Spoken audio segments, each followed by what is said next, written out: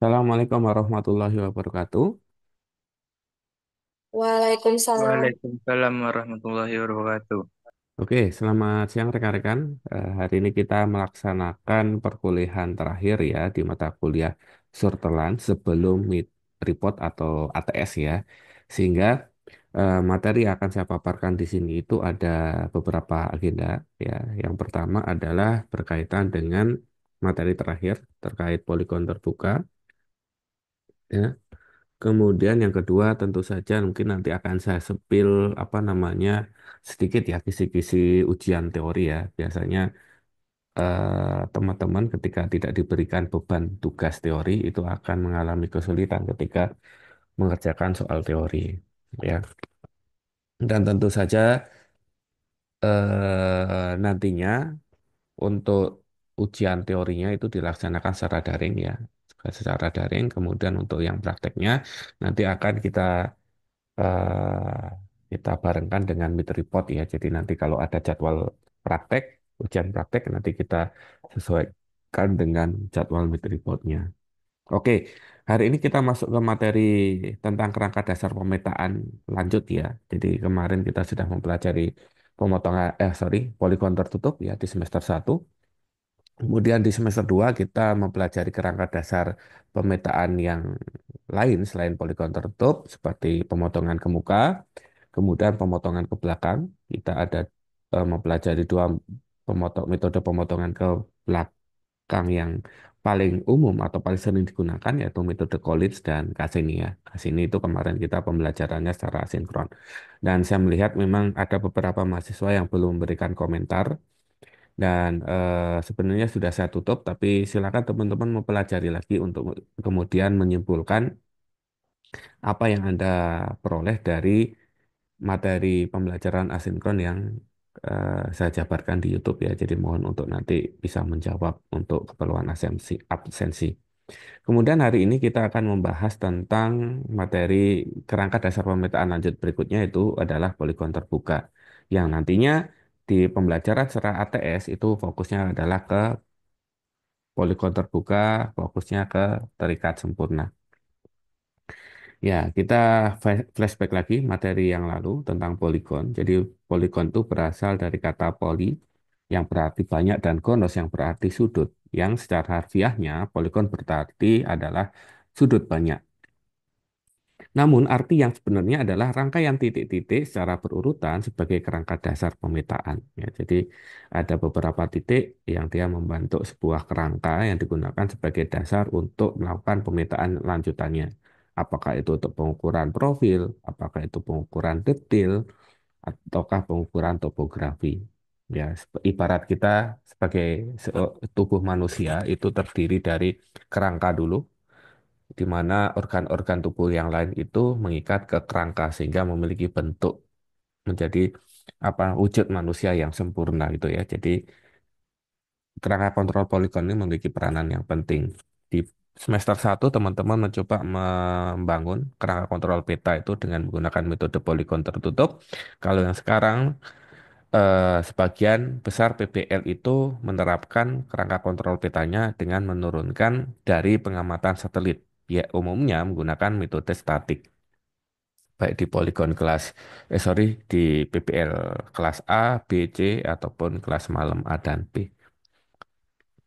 Oke, macam-macam poligon itu bisa diklasifikasikan menjadi beberapa dasar ya. Yang pertama adalah atas dasar titik ikat, bisa disebut sebagai terikat sempurna, terikat tidak sempurna, terikat sepihak, dan bebas atau tanpa ikatan. Nah, ini nanti akan kita bahas lebih spesifik di pertemuan minggu ini. Kemudian klasifikasi berdasarkan bentuk ada poligon terbuka, ada poligon tertutup yang pernah kita pelajari di semester 1 dan poligon bercabang. Ya, yang nanti akan kita bahas juga di materi minggu ini. Kemudian atas dasar alat yang digunakan dalam pengukuran ada poligon teodolit yang hanya bisa melakukan pengukuran sudut saja dan poligon kompas, di mana di poligon ini kita tidak hanya mampu melakukan pengukuran sudut, tapi juga bisa melakukan pengukuran azimut.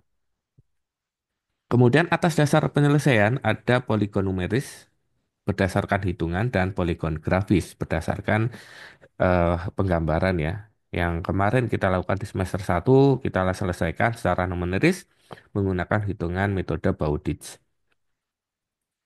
Kemudian atas dasar tingkat ketelitian ada tingkat satu tinggi, tingkat 2 tingkat 3 dan tingkat 4 atau rendah. Nah, ini tingkatannya bisa disesuaikan dari buku Ilmu Kur Tanah karangan Bapak Selamat Basuki. Ya, teman-teman bisa melihat sesuai dengan spesifikasi pekerjaan yang diberikan.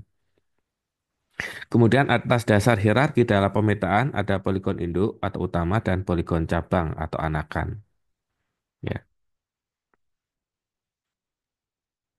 Ya, jadi kalau untuk beberapa PPL yang berjalan, contohnya di PPL kelas B dan kelas C dan kelas A malam, nah itu pasti teman-teman membuat berbagai macam jenis poligon berdasarkan hierarkinya ya. Jadi pengamatan satelit menggunakan GPS secara statik itu adalah kerangka kontrol poligon sebagai poligon induknya. Sedangkan pengukuran dengan menggunakan total station yang menghasilkan poligon terbuka itu adalah poligon anakan atau cabangnya. Oke, ini sekali lagi mempelajari lagi atau merefreshment dari materi yang pernah kita dapatkan di semester lalu, yaitu terkait poligon tertutup ya, karena memang ada beberapa persamaan dan perbedaan dari kedua jenis poligon tersebut ya. Kita akan membahas terlebih dahulu berkenaan dengan poligon tertutup. Jadi poligon tertutup itu adalah poligon dengan titik awal yang sama dengan titik akhirnya. Jadi dimulai dan diakhiri dengan titik yang sama. Dan dia membentuk sebuah sirkuit ya. Jadi misalnya dari titik satu, ya kemudian titik dua, tiga, dan seterusnya kembali lagi ke titik satu. Dan dia membentuk suatu looping yang tertutup dari titik satu kembali ke titik satu. Dalam melakukan pengukuran poligon tertutup ini, Anda hanya memerlukan satu buah koordinat di titik PM yang diketahui, kemudian satu sudut azimut atau sudut jurusan dari titik awal ke titik berikutnya, azimut satu, kedua, dan tentu saja koordinat titik berdiri pertama, yaitu koordinat PM1. Ya, kemudian Anda melakukan pengukuran lapangan adalah mengukur semua sudut pada titik poligon dan semua jarak antar titik poligon. Sehingga nantinya output dari pengukuran poligon tertutup ini, Anda akan menghasilkan kerangka kontrol peta di mana setiap titik titik poligon ini memiliki koordinat ya, koordinat titik satu, 2, 3, dan seterusnya. Syarat-syarat geometri poligon tertutup adalah sebagai berikut, yaitu jumlah total sudut adalah n-2 kali 180 derajat, di mana n ini adalah jumlah titiknya. Sehingga N-2 kalau titiknya ada 3 berarti 3 min 2 sama dengan 1 kali 180 derajat ya. Jadi kalau ada bentuk segitiga maka total sudut dalamnya adalah 180 derajat. Ini untuk sudut dalam. Kalau untuk sudut luar maka total sudut itu adalah N+2 dikali 180 derajat. Kemudian syarat yang berikutnya adalah syarat apsis di mana sigma D sin alfa sama dengan sigma delta X atau harusnya sama dengan nol. Jadi ketika kita balik lagi ke definisi awal di mana titik awal dan titik akhir dari suatu poligon tertutup tersebut itu tidak mengalami perubahan posisi. Jadi ketika dari titik satu dia diakhiri juga ke titik satu sehingga tidak mengalami perubahan posisi baik terhadap sumbu X dan sumbu Y. Sehingga syarat apsis dan syarat ordinatnya seperti ini ya, sigma D sin alfa sama dengan sigma delta X sama dengan nol atau dan sigma D cos alfa sama dengan sigma delta Y sama dengan nol. Jadi seharusnya kalau tanpa kesalahan dalam pengukuran poligon itu maka koordinatnya akan kembali ke posisi semula ke titik awal ya. Sedangkan kalau untuk poligon terbuka adalah poligon di mana titik awal dan titik akhir tidak berimpit atau titik awal tidak bertemu dengan titik akhir. Jadi perbedaan mendasarnya itu. Jadi kalau tertutup itu membentuk sebuah sirkuit, tapi kalau terbuka dia berupa lintasan yang dia tidak tertutup ke titik awalnya. Poligon terbuka itu diklasifikasikan menjadi empat. Ada poligon terbuka terikat sempurna, ada poligon terbuka terikat koordinat, ada poligon terbuka terikat sepihak dan ada poligon terbuka bebas. Nah, masing-masing akan kita pelajari di pertemuan minggu ini. Oke, yang pertama, apa itu poligon terbuka terikat sempurna? Poligon terbuka terikat sempurna adalah poligon yang titik awal dan akhir terikat oleh koordinat dan azimut, atau terikat oleh dua koordinat pada awal dan akhir pengukuran. Poligon jenis ini memiliki kelebihan jika dibandingkan dengan poligon lainnya. Pada poligon ini, kesalahan sudut serta kesalahan jaraknya dapat dikoreksi dengan diketahuinya azimut dan koordinat awal serta azimut dan koordinat akhir. Ya, jadi skemanya seperti ini untuk poligon terbuka terikat sempurna. Ya. Dalam poligon terbuka terikat sempurna, besaran-besaran yang harus diukur adalah semua sisi jarak. Ya, jadi ilustrasinya seperti ini teman-teman. Dalam pengukuran poligon terbuka terikat sempurna, ya teman-teman harus bisa membedakan ya. Kalau terikat sempurna itu berarti harus ada dua titik PM yang diketahui di awal dan dua titik PM yang diketahui di akhir.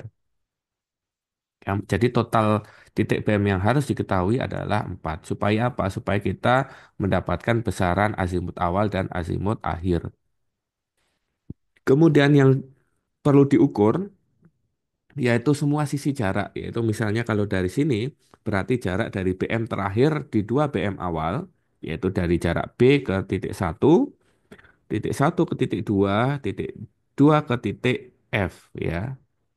Jadi semua jarak antar titik poligon. Kemudian semua sudut horizontal ya, yang meliputi sudut titik B, sudut titik satu, sudut titik 2 dan terakhir adalah sudut titik F ya. Syarat-syarat geometris poligon terbuka terikat sempurna adalah jumlah total sudut sama dengan azimut akhir kurangi azimut awal ditambah n kali 180 derajat, itu adalah untuk sudut kanan. Sedangkan kalau kita menggunakan sudut kiri, ya sudut berkebalikan, maka total jumlah sudutnya adalah azimut a- azimut awal dikurangi azimut akhir, yang hasilnya kemudian ditambah n kali 180 derajat. Kemudian untuk syarat penutup apsis adalah sigma D sin alfa itu diperoleh dari sigma delta X, yaitu hasil dari XF kurangi XB. Jadi selisih selisih X ya, X akhir kurangi X awal. Sedangkan syarat penutup ordinatnya adalah sigma D cos alfa sama dengan sigma delta Y yang diperoleh dari YF kurangi YB. Itu ya. Atau ordinat akhir kurangi ordinat awal. Itu untuk yang poligon terbuka terikat sempurna. Kemudian ada istilah lain, ya, klasifikasi lain dari poligon terbuka, yaitu poligon terbuka terikat koordinat. Poligon terikat koordinat adalah poligon yang titik awal dan titik akhirnya terikat oleh koordinat. Ya, di sini nilai azimut awal dan akhir tidak diketahui. Jadi perbedaan dengan poligon terbuka terikat sempurna adalah dalam poligon terbuka terikat koordinat itu minimal diketahui satu titik BM koordinat yang diketahui di awal dan satu titik koordinat yang diketahui di akhir. Jadi minimal itu diketahui dua titik BM. Berbeda kalau terbuka terikat sempurna ya, harus diketahui dua titik PM di awal dan dua titik PM yang diketahui di akhir.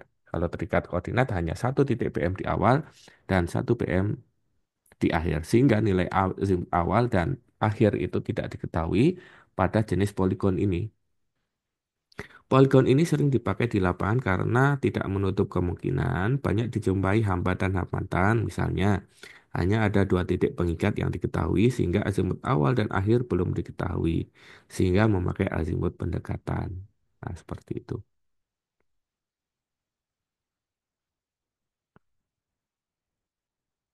Kemudian klasifikasi yang ketiga dari poligon terbuka adalah poligon terbuka terikat sepihak. Poligon terbuka terikat sepihak adalah poligon yang hanya terikat salah satu titiknya saja, ya karena kita mengheadlag kata sepihak ya. Jadi bisa terikat pada titik awalnya atau titik akhirnya saja. Jadi bisa di awal atau di akhir. Kalau pada ilustrasi ini, titik ikatnya hanya di titik awal ya, di titik A yang diketahui koordinat X, A, Y, A. Pada poligon jenis ini kurang baik untuk kerangka dasar ya. Jadi poligon terikat sepihak ini kurang baik ya. Karena cara perhitungannya sangat sederhana karena tidak ada hitungan koreksi baik koreksi sudut maupun jarak. Hanya koordinat titik ikat atau koordinat yang diketahui digunakan sebagai acuan dalam perhitungan koordinat lainnya. Jadi di sini ya hanya ada satu titik, jadi kita bisa menentukan posisi titik satu, dua, dan tiga. Tapi akurasi dan presisi dari koordinat hasil hitungan atau hasil ukuran dari poligon terbuka terikat sempurna ini tidak akurat gitu ya, tidak presisi ya. Sehingga meskipun kita bisa menggunakan poligon jenis ini, tapi ini tidak disarankan untuk pengukuran kerangka dasar. Misalnya untuk pembangunan jalan, penganggu, apa namanya, pembangunan jaringan utilitas, drainase itu tidak disarankan menggunakan poligon terbuka terikat sepihak. Jadi lebih kalau misalnya arah kita untuk pembangunan jalan, drainase, dan lain sebagainya diarahkan menggunakan poligon terbuka terikat sempurna. Kalaupun terbatas titik BM-nya ya kita bisa menggunakan poligon terbuka terikat koordinat. Tapi seiring berkembangnya teknologi kan kita sangat mudah ya untuk bisa memperoleh koordinat titik tanpa adanya apa namanya pembidikan TS dari titik-titik yang lainnya ya sehingga usahakan kita bisa melakukan pengukuran itu dari dua titik BM yang diketahui di awal dan di akhir sehingga kita bisa memaksimalkan penggunaan poligon terbuka terikat sempurna. Kemudian yang terakhir itu adalah poligon terbuka bebas. Poligon terbuka bebas adalah poligon lepas atau poligon yang tidak terikat kedua ujungnya. Untuk menghitung koordinat masing-masing titiknya, maka harus ditentukan terlebih dahulu koordinat salah satu titik sebagai acuan menghitung koordinat titik lainnya. Pada poligon ini tidak ada koreksi sudut maupun koreksi jarak. Ya, jadi ini poligon bebas ya. Jadi di mana titik awal dan titik akhirnya itu tidak memiliki koordinat yang fix. Ya, sehingga pada penerapan di lapangan kita perlu adanya pendekatan, ya, koordinat pendekatan. Ya. Oke, jadi saya menyimpulkan lagi.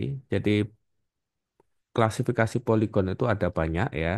Kalau berdasarkan dari titik ikatnya, maka poligon terbuka itu dibagi menjadi empat ya.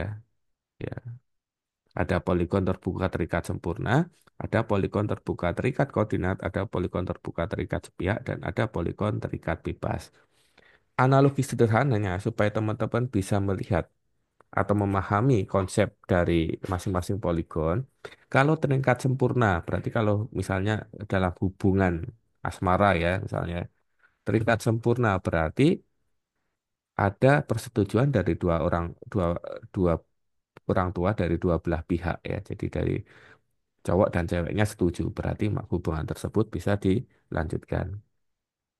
Kalau poligon terbuka terikat koordinat berarti minimal hanya perlu satu titik BM di awal dan satu titik BM di akhir, sorry.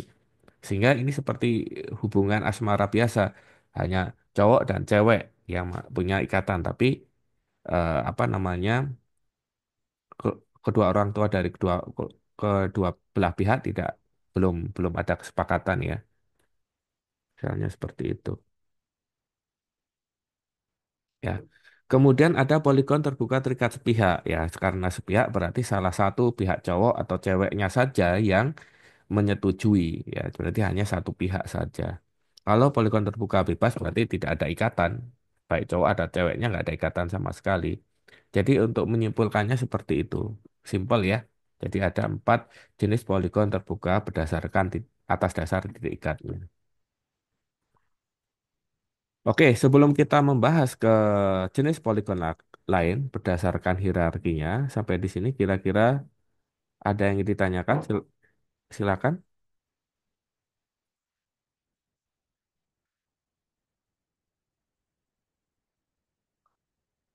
Kalau nggak ada, mungkin saya mencoba memainkan Rosen Roulette ya untuk yang kameranya off di sini ada Immanuel Yosepin. Halo Immanuel Yosepin. Panggilan terakhir Immanuel Yosepin. AFK kah? Immanuel Yosepin. Oh, saya mohon maaf, saya remove aja ya.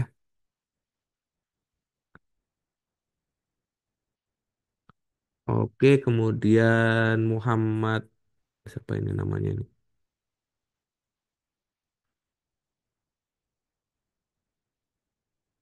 Udah nyala semua nih. Muhammad siapa nih?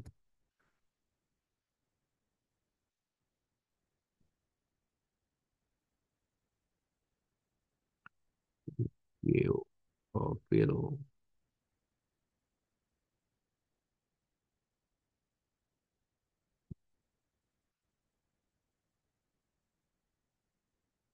Oke, oh, ini kameranya pas nyala semua ya. Karena kameranya nyala semua, selain Immanuel Yosepin ya. Jadi pertanyaannya, saya berikan poin kredit ya. Poin kredit 5 poin untuk nilai ATS ya. Siapa yang bisa menjelaskan klasifikasi poligon terbuka atas dasar titik ikat? Ada 4 tadi yang baru saya sebutkan. Ada yang mau coba menjawab?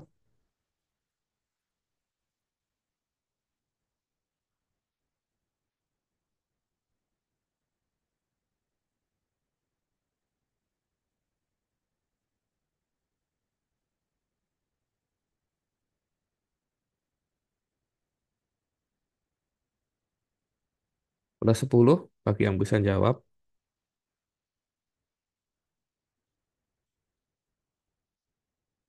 Oke, nggak ada yang mau coba jawab. Ya udah, hangus ya, tapi saya tunjuk aja secara acak ya. Ke Fitria Ramadhani, monitor Fitria Ramadhani. Halo, Fitria Ramadhani.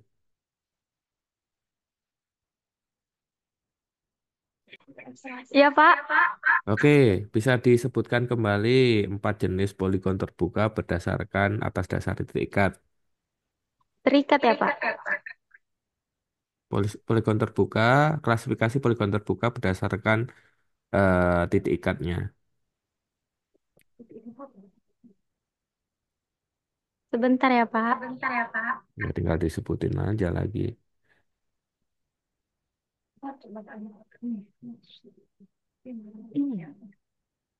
Oke, silakan.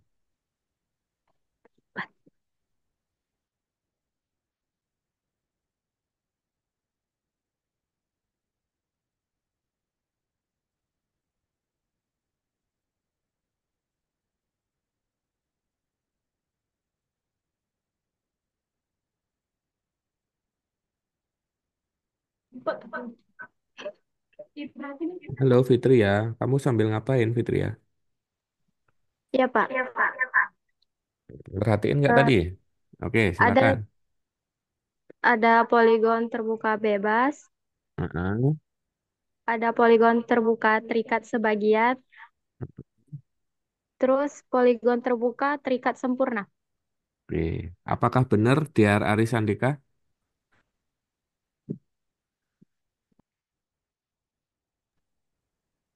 Benar, Pak.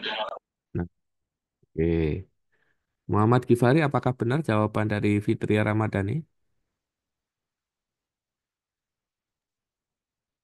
Benar, Pak. Oh, benar. Waduh, ini berarti saya. Oke, terakhir. Fikri Arsyad, apakah benar jawaban dari Fitria Ramadhani? Benar, Pak. Kalian ini terlalu general sekali. Oke, masih kurang ya. Ada satu yang kurang tepat dan ada satu yang masih kurang. Saya saya coba menanyakan lagi ya. Jadi tadi jawabannya kurang lengkap. Aditya Marluas, silakan disebutkan aja. Disebutkan lah, saya belum menjelaskan. Sebutkan dulu, sebutkan 4 jenis poligon berdasarkan atas dasar titik ikat. Aditya Marluas. Iya, Pak. Oke, silakan dijawab Aditya.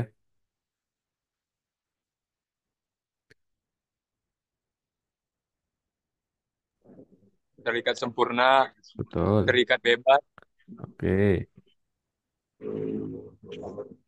sepihak, Oke. Satu sama. lagi.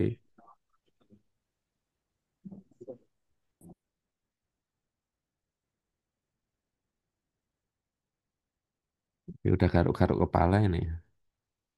Jawabannya lebih bagus daripada Fitria ya tadi ya, membenarkan yang dari terikat sebagian menjadi terikat sepihak ya. Kurang satu lagi,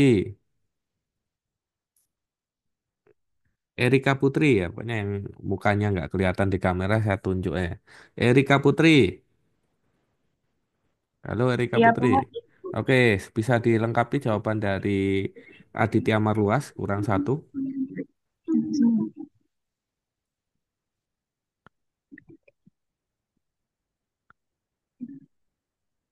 Fitria Putri, Yang pertama, poligon terbuka terikat sempurna. oke, Kedua, poligon terbuka terikat koordinat. oke, betul, Poligon terbuka terikat sepihak. oke, Poligon terbuka bebas. Yang oke. terakhir, poligon bercabang. Hmm, Beda lagi. Pertanyaan saya kan klasifikasi poligon terbuka berdasarkan titik ikat. Oke, hampir sudah benar tapi terlalu kebanyakan itu. Mungkin bisa disempurnakan. Astia Melia Iya, Pak. bisa disempurnakan jawaban dari Erika tadi.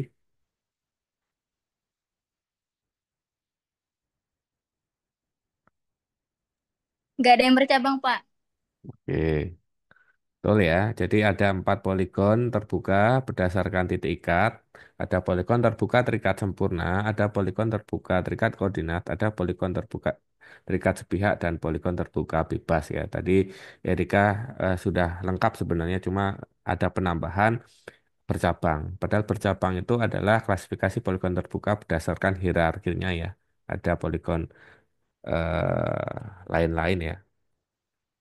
Ada poligon poligon berdasarkan hierarkinya itu dibagi menjadi poligon indukan dan anakan, kemudian jenis bentuknya itu ya bisa dibedakan juga ada poligon bercabang ya. Bercabang itu masuk ke berdasarkan bentuknya. Ada yang mau coba menjelaskan masing-masing poligon tersebut plus 10 bagi ada yang bisa jawab. Nah, sekarang penawaran nih plus 10 untuk nilai ATS.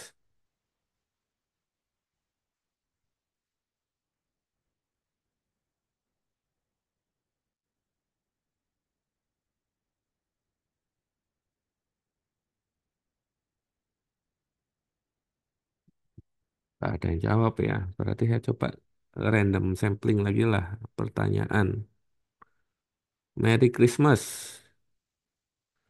Halo Merry Christmas. Bisa dijelaskan perbedaan masing-masing jenis poligon tadi?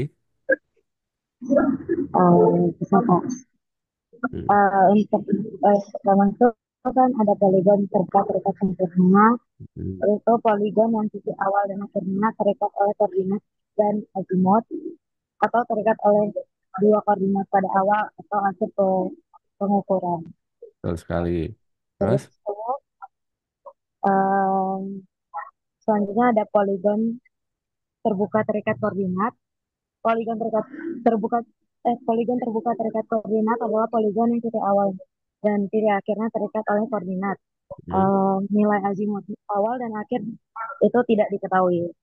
oke. Biasanya kalau poligon terbuka terikat koordinat ini dipakai di lapangan karena tidak menutup kemungkinan banyak dijumpai hambatan-hambatan, misalnya hanya ada dua titik pengikat yang diketahui. Oke. Se- se- se- Selanjutnya ada poligon terbuka terikat sepihak. Hmm, Poligon terbuka terikat sepihak adalah poligon yang hanya terikat oleh salah satu titik saja. Terus terakhir ada poligon terbuka bebas. Poligon terbuka bebas adalah poligon lepas atau poligon yang tidak terikat kedua ujungnya. Oke, betul sekali ya. Contoh. Terima kasih. Oke, betul sekali teman-teman. Tadi sudah sangat lengkap dijabarkan oleh Merry Christmas. Terima kasih Merry Christmas atas penjabaran jawabannya ya. Oke, kita lanjutkan materi ya.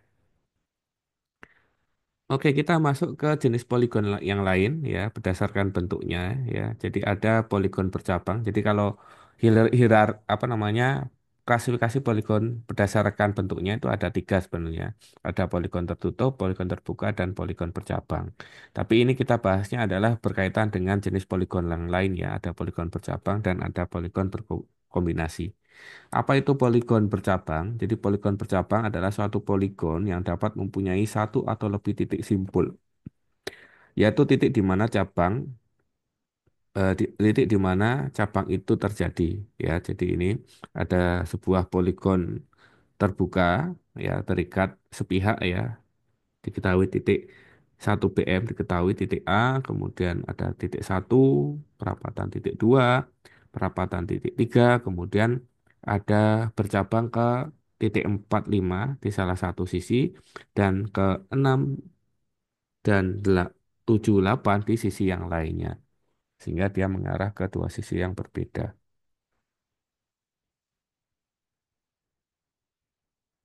Ya.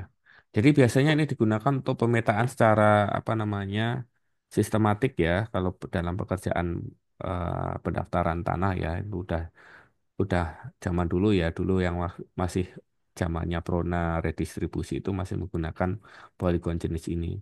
Seiring berkembangnya teknologi, adanya program PTSL, pemerintah sejak tahun 2016 kemudian beralih dengan penggunaan metode RTK GPS, kemudian beralih lagi pemetaan terintegrasi tahun 2022 beralih menggunakan pemetaan menggunakan foto udara.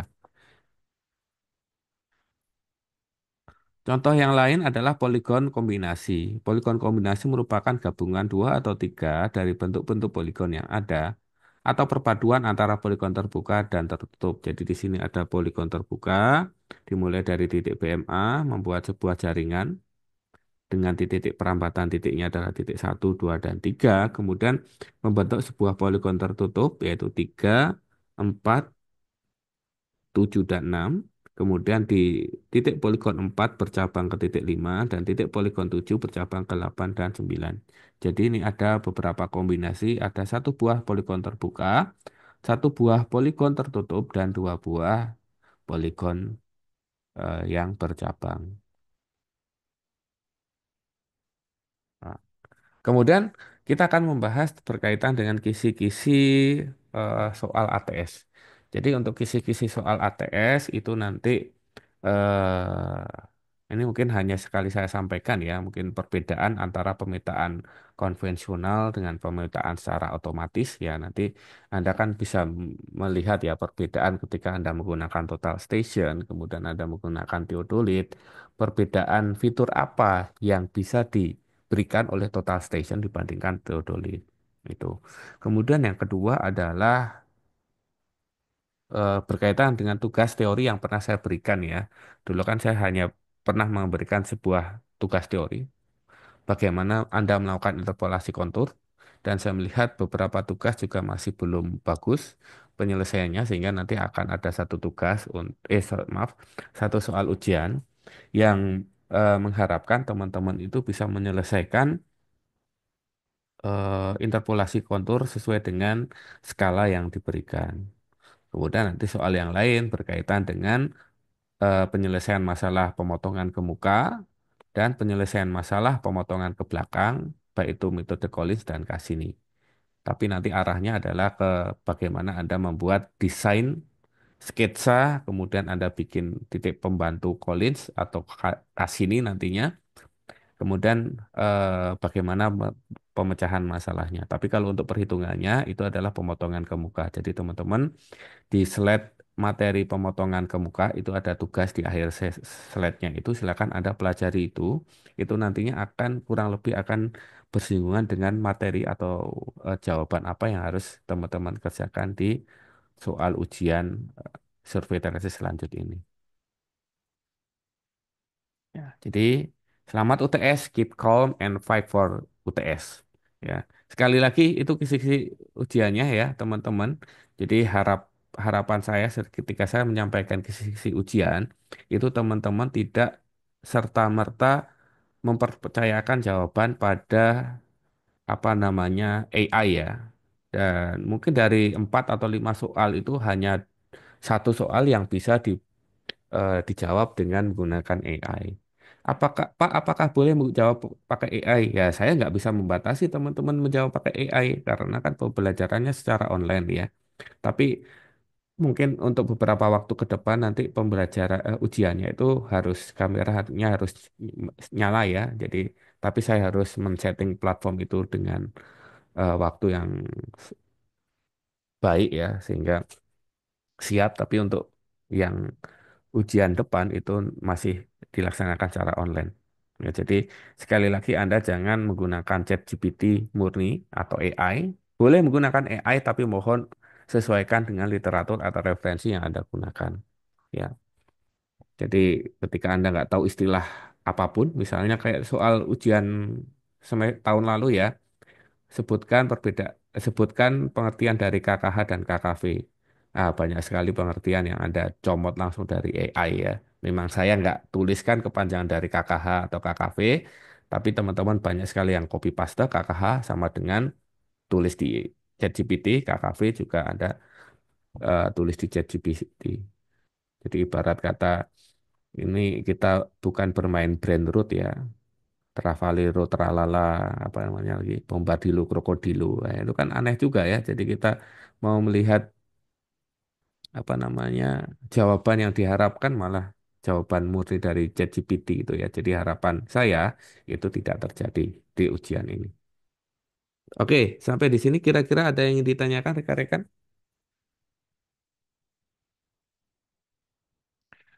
Kalau tidak ada, mungkin kita cukupkan sekian. Saya izin untuk